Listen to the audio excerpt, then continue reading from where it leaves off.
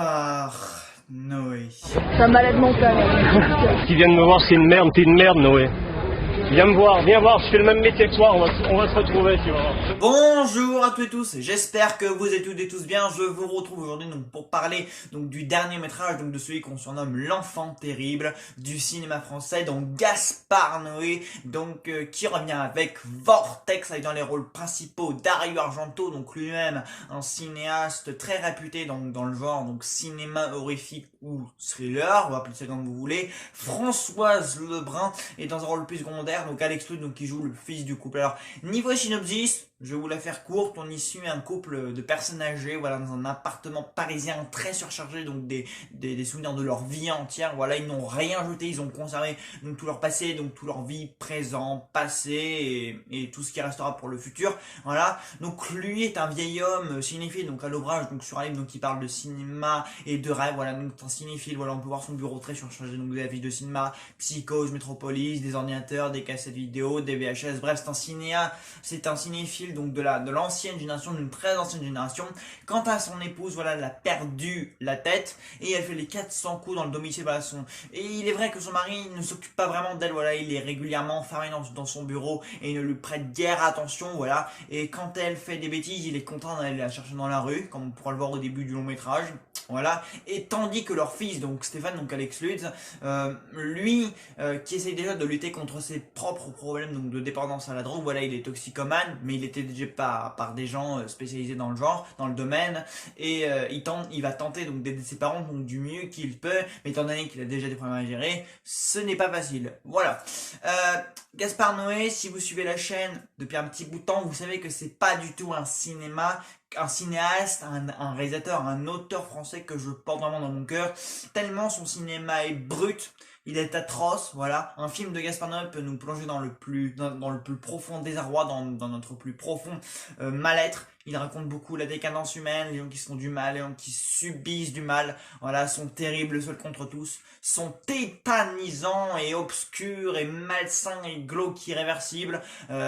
Sa romance pornographique, Love, appelons ça du porno, appelons un chat, hein, Love, j'ai essayé de le voir 2 fois, je dois avouer que je reconnais qu'il y a un visuel très intéressant et qu'il y a des plans très artistiques, voilà, puisque c'est vrai que même si ce que raconte Gaspard Noé dans ses films ne me plaît pas, je reconnais en revanche que son cinéma il est innovant, voilà, qu'il a une grammaire cinématographique intéressante. Voilà, sa caméra notamment dans Irréversible au début, voilà, quand il fait tourner la caméra autour comme ça de Monica Bellucci, c'est très intéressant. Puis même les BO, etc. Voilà, il tente des mises en scène, il tente vraiment à chaque fois d'innover dans sa mise en scène, il tente toujours de faire tourner sa caméra dans tous les sens, et même à la fin de Vortex, vers la fin, on a la caméra comme ça qui se renverse, voilà, qui fait un plan intéressant, vertical, comment on appelle ça, un plan zénital sur Paris qui est très intéressant d'ailleurs.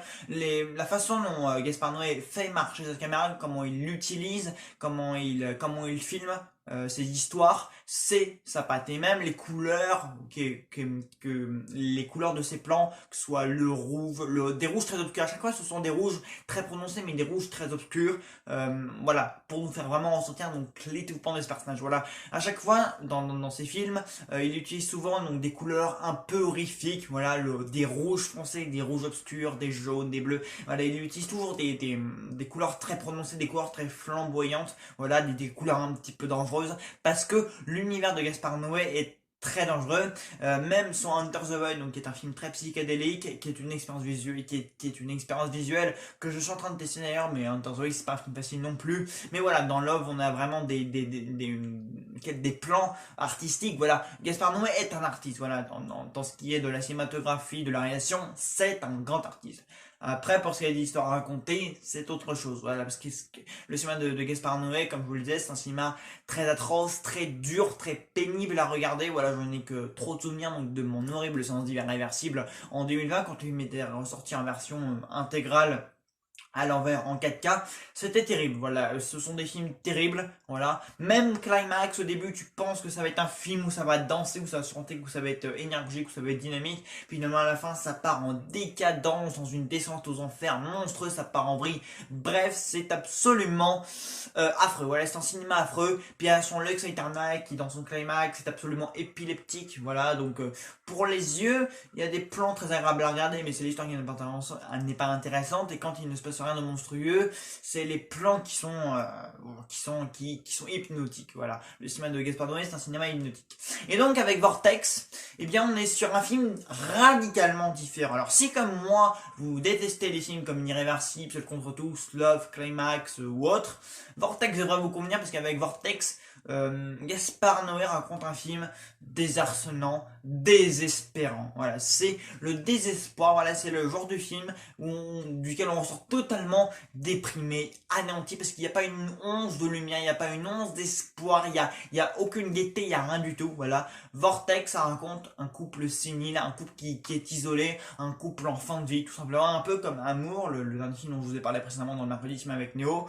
Et c'est un film qui fout le moral à zéro, très clairement, mais c'est un film qui touche au plus profond de l'être humain, voilà, parce que, voilà, même cette femme, voilà, qui fait les 400 coups chez elle. Alors, le film a une méthode de rendu à l'écran très intéressante, puisqu'il est scindé en deux parties, ce qui fait qu'on peut suivre deux actions en même temps, voilà, quand par exemple, l'homme est en train de faire quelque chose, la femme fait une autre action, et donc on peut suivre les deux en même temps, mais on peut quand même rester concentré sur l'ensemble de l'histoire, parce que dans l'ensemble, l'autre partie de l'écran ne va pas raconter quelque chose d'autre en particulier. D'ailleurs, c'est drôle parce qu'on pourrait penser quand même que c'est une méthode de mise en scène assez innovante, assez singulière et pas ordinaire. C'est vrai.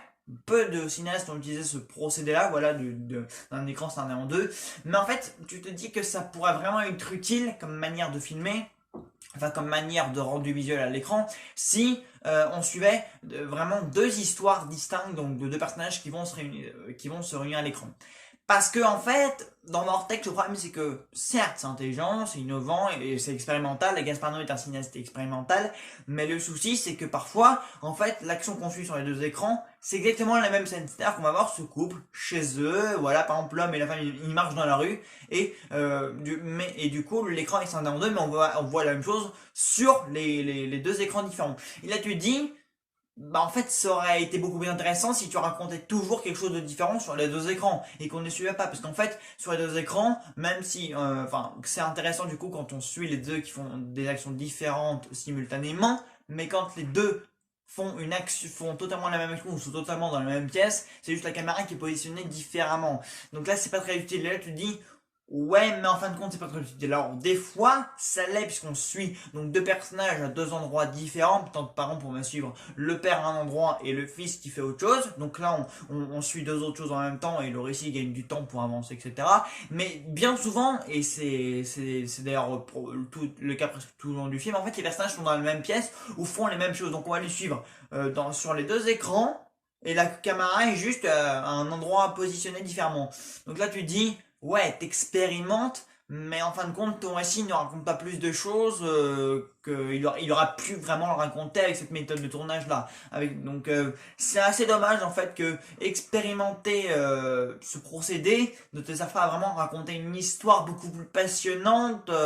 Par exemple, le mari il aurait pu partir au bout de Paris, la femme aurait pu rester à la maison, enfin voilà, il aurait pu raconter l'histoire donc de ce couple à l'autre bout de Paris en deux écrans simultanément différents. Voilà, on aurait pu suivre l'homme et la femme à deux endroits différents, mais là en fait on les suit exactement au même endroit puisqu'ils sont régulièrement dans leur appartement, ensemble, etc. Voilà. Donc quand ils ne sont pas dans la même pièce, d'accord. Mais quand ils sont dans la même pièce, qui arrive très régulièrement, ça sert pas à grand chose. Donc bon, ça c'était, voilà. Bon, j'avoue que pour le coup, ça servait pas vraiment à grand chose, étant donné que c'est principalement un huis clos. Donc si vous voulez, on les suit pas, ils sont souvent séparés dans l'appartement à deux pièces différentes. Mais bon, l'histoire, elle n'en est pas plus passionnante pour autant. Enfin, je veux dire, un seul écran pour les deux, pour l'histoire aurait été tout aussi bien, quoi. C'est-à-dire, et même par exemple suivre l'homme par exemple en train d'écrire au début sur sa machine d'écrire et elle qui descend, bon bah pareil, c'est pas forcément utile. Enfin je veux dire, l'histoire n'en est pas passionnante pour autant, l'histoire n'avance pas plus vite. C'est ça que je veux dire, qu'on pouvait d'abord suivre la femme, après on repasse à l'homme, etc. Bon, voilà, vraiment ce procédé aurait pu être mieux utilisé si vraiment on avait suivi si on avait suivi vraiment l'homme et la femme vraiment à deux opposés différentes, quoi. Alors que là, bon, ils sont régulièrement dans la même pièce, etc. Bref, c'est pas très utile. Le procédé est intelligent, est innovant, mais ce que ça donne pour l'histoire, son utilité pour l'histoire, c'est pas bof. Enfin voilà, c'est dommage. Il aurait pu vraiment exploiter ça jusqu'au bout et en faire vraiment quelque chose d'intéressant, quoi. Il s'en est pas si bien servi que ça, ce qui est dommage. L'histoire en elle-même, elle est terrible, elle est dramatique, voilà. Françoise Lebrun, elle est, elle donne le cafard, voilà, parce que tu vois cette femme, elle se promène d'appartement, elle erre dans l'appartement, elle erre sans raison, elle ne sait pas quoi faire de ses 10 doigts, c'est désarçonnant, c'est attristant, c'est déprimant, c'est désespérant, et vraiment Gaspard Noé, il a vraiment réussi à faire un film mature, terriblement serein, voilà, parce qu'on suit quand même des personnes âgées, donc c'est un film très calme, très posé, où les personnages discutent, il y a aucune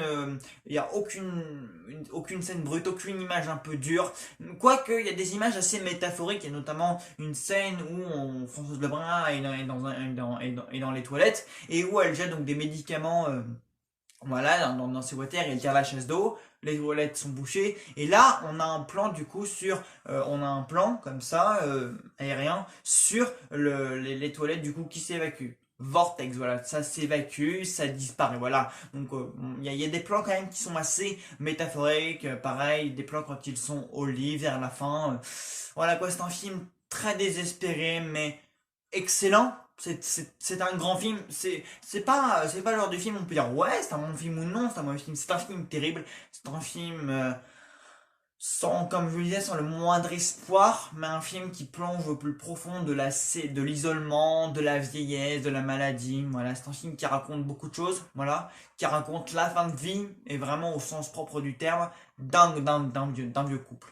Voilà, c'est aussi simple que ça, on reconnaît Gaspard Noé dans l'imagerie, sur certains plans, sur certaines lumières, voilà, parce que c'est un appartement qui étouffe beaucoup, et le chemin de Gaspard Noé est très étouffant, même dans la photographie, on reconnaît parfois la lumière rougeâtre, la lumière obscure, donc ouais, dans l'imagerie, sur certaines scènes, on reconnaît vraiment les signes de Gaspard Noé, mais vraiment, dans l'histoire en elle-même, dans ce que le film raconte, on ne reconnaît absolument pas Gaspard Noé, qu'on a l'impression que même depuis Climax ou Lux Aeterna, donc était ses deux précédents métrages, on ne le reconnaît plus, t'as l'impression qu'il a pris un virage à 390 km à l'heure, qu'il s'est dit, bon, sur mon cinéma, j'ai envie de le changer un peu, j'ai envie de faire un truc totalement différent, je fais Vortex. Et vraiment, passer d'un film comme Climax ou même Lux Aeterna, où il est dans la jeunesse, où il est dans le dynamisme, dans le vif, dans la brutalité, dans l'épileptisme, à un film qui parle du vieillissement, de la sénilité, de l'isolement et de la maladie et d'une famille complètement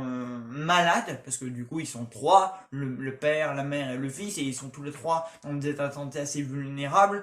Et bah finalement c'est le meilleur de Gaspard Noé, quoi. Le meilleur de Gaspard Noé n'est pas dans un film où il est dans l'atrocité, où il est dans le mal-être, mais plutôt dans un film où il est dans la sérénité, dans le vieillissement, voilà. Et vraiment, je n'ai pas reconnu, à la fois on reconnaît Gaspard Noé, mais à la fois on se dit mais c'est pas possible, c'est quoi ce film, qu'est-ce qui est arrivé, qu'on a l'impression qu'il a eu un électrochoc, qui s'est dit j'ai envie de raconter autre chose qu'habituellement, donc je vais faire Vortex, et ça fonctionne, mais très bien, qu'on on ne le reconnaît pas. Enfin, on le reconnaît, comme je le dis, dans la photographie, même dans sa mise en scène, c'est totalement différent, parce que des fois, sa caméra, il a fait tourner un peu dans tous les sens, elle bascule, voilà, elle fait des travelling avant, arrière, bref, sa caméra, il la promène partout dans tous les sens, donc ça donne mal au crâne. Gaspard Noé, comment Gaspard Noé use de ses caméras, ça fait terriblement mal à la tête. Voilà, même dans ces images, c'est souvent dur à regarder, même pour les yeux. Enfin, bref, c'est comme je vous l'ai dit, c'est un cinéma déstabilisant. Mais Vortex, pas du tout, quoi. C'est un film où la caméra suit les personnages chez eux, comme ça, en train d'agir, en train de vaguer à leur quotidien sans poser problème à la personne. Mais dans son histoire, voilà, c'est passionnant. Enfin, c'est passionnant. Il n'y a rien de très passionnant dans un couple qui vieillit, mais dans comment il exploite ces thématiques-là, c'est terrible. Donc oui, Vortex, je le recommande à tous. Aussi bien à ceux qui n'aiment pas du tout habituellement la filmographie de Gaspard Noé qu'à ceux qui sont fans donc de ses films avant. Voilà. Si vous êtes fan de ce qu'il a fait avant, vous allez être complètement déstabilisé parce que vous allez dire mais qu'est-ce que c'est que ce Gaspard Noé là? Voilà, vous allez pas comprendre, vous allez dire voilà, il a fait un film complètement différent et ça fait du bien. Voilà. Gaspard Noé, ça y est, il a eu envie de se poser, de faire un film calme, serein, tranquille, sans chute drastique, sans images terribles, sans rester angoissant. Et ça fait du bien. Voilà, enfin, un Gaspard Noé qui a décidé de faire un film accessible. Parce que oui, c'est accessible. Là, tout public, c'est ce qu'il s'est dit. Faut quand même s'intéresser un minimum au cinéma d'auteur parce que je doute qu'un ado de 14-15 ans qui ne s'intéresse pas beaucoup au cinéma voit vraiment de l'intérêt à voir un film comme Vortex. Voilà, surtout que Gaspard Noé c'est un auteur français très spécial. Et surtout, Vortex c'est un film qui prouve que Gaspard Noé a vraiment quelque chose de spécial au cœur du cinéma français, quoi. Vortex c'est un film très très spécial qui occupe une place très spéciale dans le genre des drames français, huis clos, etc. Voilà, c'est un film accessible, mais voilà quoi, faut quand même connaître le bonhomme avant, faut quand même connaître le genre dramatique, et vraiment, Vortex c'est le haut du panier dans le genre drame et huis clos français. Ça fait longtemps qu'on n'avait pas eu un aussi bon film qui traite de ce sujet-là, quoi. Vraiment, c'est très important. Anouk Aie, quand j'en avais parlé précédemment avec Amour, avait fait un très bon travail, mais alors là, Gaspard Noé, il vise dans le haut du panier, vraiment. Et il montre que c'est un cinéphile qui aime Dario Argento, voilà, avec ses murs pleines d'affiches. Il y a même eu une apparition à un moment donné, donc de l'historien du cinéma, que vous voyez sur le cercle sur Canal+. C'était Le Prouillet, j'ai beaucoup aimé cette apparition, vraiment. C'est un petit peu Gaspard Noé qui glisse un petit peu ses références cinéma, culturelles dans son cinéma. J'ai beaucoup aimé ça. Donc oui, Vortex à regarder. C'est un film important. Voilà, il n'y a pas grand chose en ce moment à regarder au cinéma, mais vraiment là, Gaspard Noé, il a atteint le haut du panier en matière de cinéma, de dramaturgie français. Voilà, même dans les dialogues, c'est pas très recherché, mais c'est surtout dans le jeu d'acteur, dans celui de Dario Argento, dans celui de Françoise Lebrun, dans celui de Alex Lutz. Voilà, on sent ces échanges, on sent la souffrance qu'il y a dans cette famille.